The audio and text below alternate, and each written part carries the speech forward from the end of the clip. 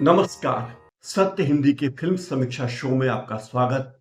मैं हूं प्रकाश हिंदुस्तानी। आज मैं बात करूंगा 5 दिसंबर को लगी फिल्म धुरंधर के बारे में। इस फिल्म की बड़ी चर्चा थी। बड़े दिनों से इस फिल्म को लेकर निर्माता और निर्देशक प्रचार कर रहे थे। ये फिल्म उसी थीम पर आधारित है जिस थीम पर पहले कई फिल्में आ चुकी हैं।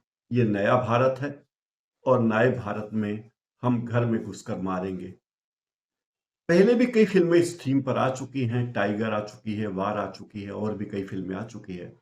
लेकिन ये फिल्म धुरंधर उसी थीम पर है और ये एक कहानी नहीं बल्कि कई कहानियों को लेकर बनाई गई। फिल्म के बैकड्रॉप में 1999 के अंत में हुआ विमान अपहरण कांड, दिल्ली में संसद भवन पर हुआ हमला, मुंबई पर आतंकी हमला, इस सब के बैकग्राउंड को लेकर एक फिल्म बनाई गई है। फिल्म क्या बनाई गई है, कहना चाहूंगा कि फिल्मों का एक बड़ा सारा झमेला है, एक बड़ा गोलमाल है। कई कहानियों को मिला दिया गया है और फिल्म की लंबाई है 214 मिनट। यहाँ 3 घंटे 34 मिनट। अब आप अंदाज लगा सकते हैं कि इतनी लंबी फिल्म जब बनेगी तो उसमें क्या होगा, क्या क्या नहीं होगा। मजेदार बात यह है कि जब ये फिल्म शुरू हुई और लगभग 2 घंटे हो गए तो मुझे लगा कि क्या इसके निर्माता निर्देशक फिल्म में इंटरवल जोड़ना भूल गए हैं। लेकिन करीब 2 घंटे बाद इंटरवल हुआ और इंटरवल के बाद भी करीब 1.5 घंटा हो चुका था। फिल्म खत्म होने का नाम नहीं ले रही थी। ले देकर वही कहानी, झिशुम झिशुम, और भारत के सेनाओं के नाम, भारत के राह के नाम, वो सारे संदेश जो इस फिल्म में दिए गए हैं। वैसे मुझे लगता है कि इतनी लंबी फिल्म बनाने की जरूरत नहीं थी। बेहतर होता है कि इसे फिल्म के बजाय ओटीटी पर किसी सीरियल के रूप में लाया जाता। बड़ा ही मजेदार प्रसंग रहा। मुझे तो ये लगा कि फिल्म इतनी लंबी है कि इसके खिलाफ मानव अधिकार आयोग में जाऊं और शिकायत करूं कि इतनी लंबी फिल्म क्यों बनाते हो, और उस पर भी लिखते हो टू बी कंटिन्यूड, यानी आगे भी इसकी अगली कड़ी आने वाली है। अगर आप इंटरवल को देख लें, ट्रेलर वगैरह देख लें, विज्ञापन देख लें, तो 4 घंटे सिनेमा हॉल में बैठना कोई छोटी मोटी बात नहीं है। जासूसी है, एक्शन है, देश प्रेम की शैली में बनी फिल्म है और देशभक्ति का तड़का ऐसा है कि भारत के लोगों को लगेगा बड़ी जोरदार बात है। रोमांच है, एक्शन है, ट्विस्ट है, थ्रिल है। लेकिन कहानी किसके बारे में? पाकिस्तान के बारे में। पाकिस्तान के कराची शहर में वहाँ के गैंगस्टर्स के बारे में, वहाँ की लोकल पॉलिटिक्स के बारे में और राह के बारे में। खास बात यह कि इस फिल्म में एक पात्र दिखाया गया है जो भारतीय खुफिया तंत्र का प्रमुख है। सान्याल नाम का ये व्यक्ति ऐसा है जिसकी शक्ल, सूरत, उसका हुलिया बनाया गया है अजीत डोभाल की तरह। ये माना गया हुआ कि वो हमारे सुपर जासूस हैं। लेकिन हमारी जो सुपर जासूस पाकिस्तान में है, उनके पास बंदूक है, मैगजीन है, तमाम हथियार भी उनकी पहुंच में है।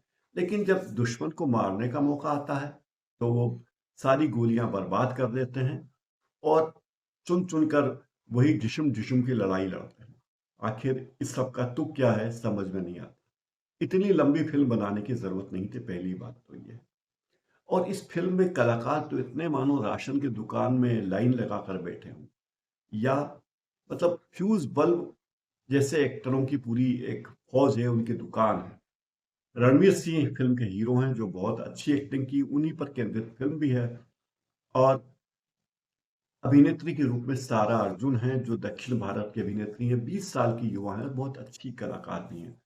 फिर इस पर संजय दत्त, अक्षय खन्ना, आर माधवन, अर्जुन रामपाल, राकेश बेदी आदि तमाम कलाकारों को ले लिया गया है। और ये सब कलाकार फिल्म में भीड़ बढ़ाने का काम करते हैं, दर्शक को कंफ्यूज करने का काम भी करते हैं। रणवीर सिंह को सुपर कॉप दिखाया गया है जो पाकिस्तान में जाकर वहाँ के लोगों में घुल मिल गए हैं, वहाँ के गैंगस्टर्स में मिल गए हैं।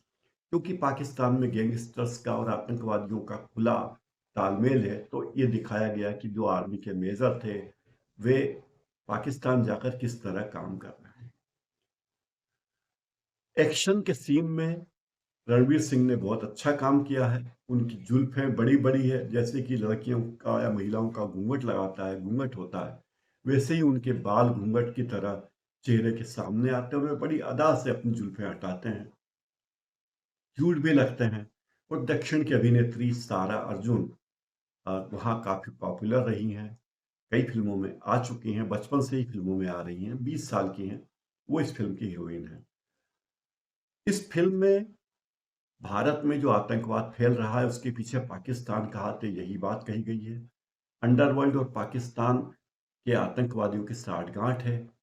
वे वहाँ पर नकली नोट छापते हैं, नकली नोट छापकर भारत भेजते हैं, हथियार भेजते हैं और भारत में तमाम वो गतिविधियां करते हैं जो भारत नहीं चाहता, उनका प्रतिकार करता है। 26/11 के मुंबई आक्रमण को जिस तरह से फिल्म में दिखाया गया है, रियल फुटेज दिखाए गए हैं और ऑडियो भी रियल ऑडियो दिखाया गया है। उसके पीछे ये कि जब ताज होटल पर हमला हो रहा था और हमारे चैनलों पर लाइव दिखाया जा रहा था, तो पाकिस्तान में आतंकवादी और वहाँ के नेता जश्न मना रहे थे। फिल्म में बहुत सारे ट्विस्ट हैं, कहानी मैं यहाँ रिवील नहीं करना चाहूँगा, लेकिन स्टंट अच्छे हैं, वीएफएक्स अच्छा है, सिनेमाटोग्राफी अच्छी है। हर फिल्म के हर सीन में, इस फिल्म के हर सीन में दर्शक सोचता है कि अब कुछ मजा आएगा, कोई जोरदार बात होगी, लेकिन ऐसी कोई जोरदार बात नहीं होती। हाँ, फिल्म के कुछ डायलॉग बड़े अच्छे हैं, बड़े ही रोचक हैं, जैसे आज घर में घुसे हैं, कल हमारी छाती पर चढ़ेंगे।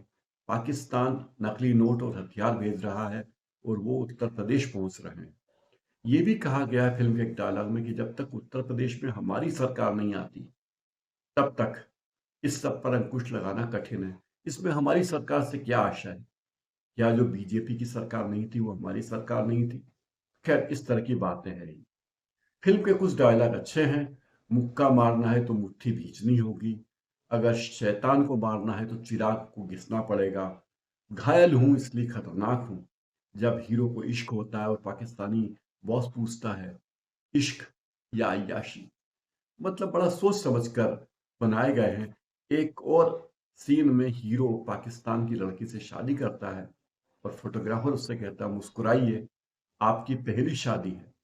यानी ये बात रेखांकित की गई है कि मुस्लिम समाज में एक से अधिक शादियां बहुत आम होने लगी। धुरंधर फिल्म एक ऐसी फिल्म है जो इतनी लंबी है, जिसे रबर की तरह खींचा गया है, खींचा गया है, खींचा गया है कि दर्शक उससे बोर होने लगते हैं।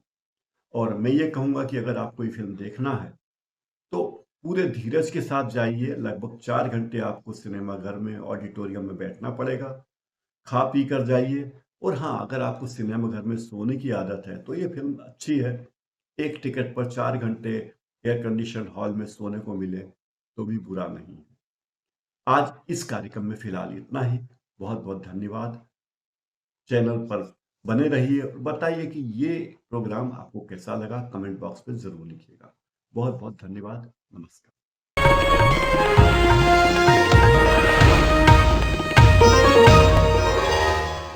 Copyright disclaimer under Section 107 of the Copyright Act 1976. Allowance is made for fair use for purposes such as criticism, comment, news reporting, scholarship, and research. Fair use is a use permitted by copyright statute that might otherwise be infringing.